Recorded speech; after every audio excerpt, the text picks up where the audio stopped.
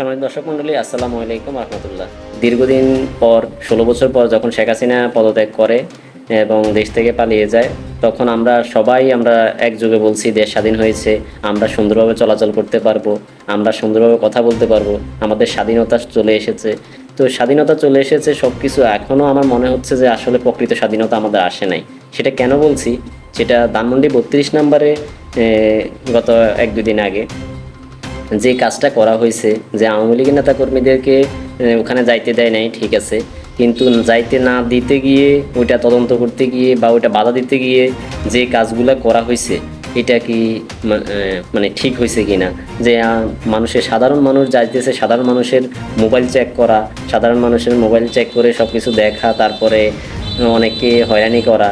তো এটা তো আওয়ামী লীগ সরকারের সময় আওয়ামী লীগ সরকার করছে, এটার বিরুদ্ধে সবাই কথা বলছে, সবাই এটা ধিক্কার জানাইছে, এটা মানবতা বিরোধী অপরাধ। তো সেই মানবতা বিরোধী অপরাধ যদি এখনও চলে বা আমরা এখনও চালাই, তাহলে আমাদের আগের যে দেশ আর বর্তমানে স্বাধীন হওয়ার পরের দেশের মধ্যে তো আর কোনো পার্থক্য থাকলো না। আসলে কি আমরা প্রকৃত স্বাধীনতা পেয়েছি? আর কারা করতেছে এই বিষয়গুলা?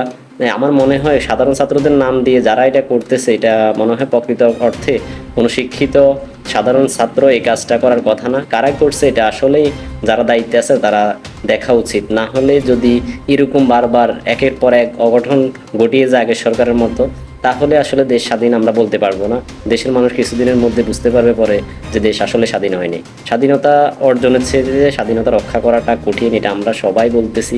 কিন্তু এই যে ওপেনলি ফোন চেক করা আন্তর্জাতিকভাবে এটা মানবাধিকার লঙ্ঘন করা হয়, মানুষের অধিকার নষ্ট করা হয়। একজনের পার্সোনাল মোবাইল আপনি কেন ধরবেন? আপনার সন্দেহ হলে আপনি তাকে জিজ্ঞেস করতে পারেন, বিভিন্ন প্রশ্ন জিজ্ঞেস করে তদন্ত করতে পারেন, সেটা আলাদা বিষয়।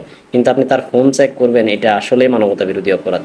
তা আমরা আগের সরকারের যে ভুলগুলো করছে, আমার মনে হয় বর্তমান সময়ে মানুষ স্বাধীনতা অনেক কষ্ট করে এনেছে বা স্বাধীনভাবে চলার জন্য একটা দেশ তৈরি করতেছে। এখন যদি আবারও সেম বিষয়গুলো হয়, তাহলে আসলে আমরা স্বাধীন আমরা বলতে পারতেছি না। আসলে আমি এসব বিষয় নিয়ে কথা বলি না, তারপরেও এই বিষয়টা খারাপ লাগছে যে আমরা স্বাধীন হওয়ার পরেও ছাত্রছাত্রীদের দ্বারা যদি, এখন তো সব নাম পড়তেছে ছাত্রছাত্রীরা করছে, এখন আসলে করছে কি, এটা আসলে সুষ্ঠু তদন্ত করে এটার বিচার করা দরকার। না হয় ভবিষ্যতে আরও বড় বড় অপরাধগুলা হতে থাকবে। আগের সরকারের বর্তমান সরকারের সাথে যেন মিল না থাকে, যেন আগের বিষয় বর্তমানে আবার ফিরে না আসে। ফিরে আসলে আবারও সেম দেশে গণ্ডগোল, অশান্তি সৃষ্টি হবে। আশা করতেছি আগামী দিনে সুন্দর বাংলাদেশ হবে ইনশাআল্লাহ। সবাই ভালো থাকেন। আসসালামু আলাইকুম।